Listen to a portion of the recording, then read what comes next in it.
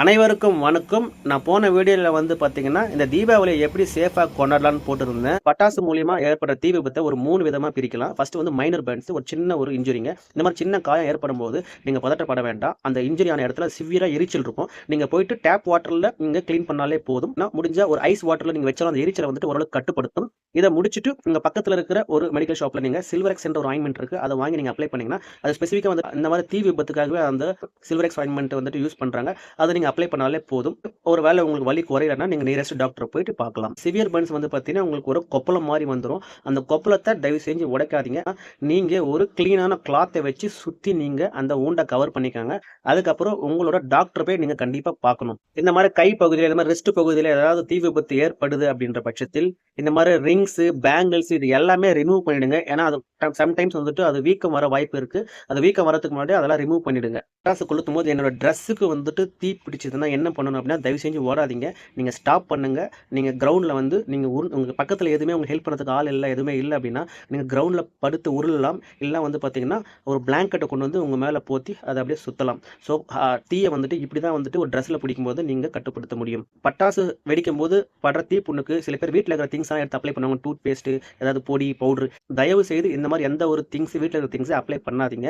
Clean cloth, cotton cos முடிஞ்சா ஒரு 30 ரூபா இருக்கும் ஒரு காட்டன் காஸ்.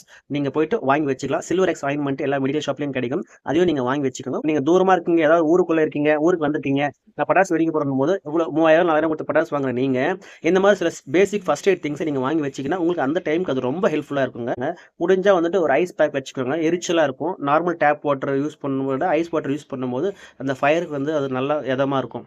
பட்டாசு வெடிக்கும் போது நம்ம கண்ணில் வந்து பட்டுது, ஏதாவது வந்து டஸ்ட்டோ இல்லாட்டி பட்டாசு வெடி மருந்தோ ஏதாவது வந்து பட்டுதுன்னா என்ன பண்ணணும்னா, முடிஞ்ச அளவுக்கு ஒரு ரன்னிங் டேப் வாட்டரில் ஃப்ளஷ் பண்ணி க்ளீன் பண்ண பாருங்க. ஏன்னா கண்ணில் ஏதாவது ஒரு மெட்டீரியல் இருக்கு அப்படின்னா தயவு செஞ்சு நீங்கள் அதை எடுக்க ட்ரை பண்ணாதீங்க. டாக்டரை போயிட்டு நீங்கள் கான்டாக்ட் பண்ணுங்க.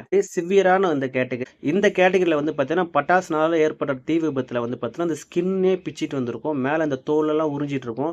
உள்ளே வந்து ரெட்டாக அந்த மசில் தெரியும். சில பேருக்கு எலும்புலாம் கூட தெரியும். அந்த அளவுக்கு சிவியரான ஊண்டாகும் போது நீங்கள் பதற்றப்படாமல் வந்து பார்த்தீங்கன்னா உங்ககிட்ட இருக்கிற கிளீனான கிளாத்தை வச்சு நீங்கள் சுற்றிக்கலாம். தண்ணி போட்டு வாஷ் பண்ணலாம். பட் அது வந்து ப்ராப்பராக செய்ய தெரியலனா பண்ணாதீங்க.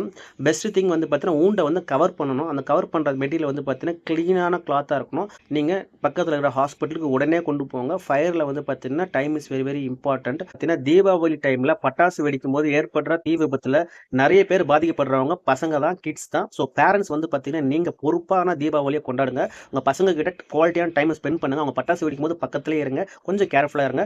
அவங்களுக்கு பட்டாசு வெடிக்கக்கூடாதுன்னு சொல்லுங்க. கண்டிப்பாக எல்லாருமே நிறைய பட்டாசு வாங்கி வெடிங்க. சேஃப் அண்ட் ஹாப்பி தீபாவளியாக நீங்கள் கொண்டாடுங்க. அனைவருக்கும் வணக்கம்.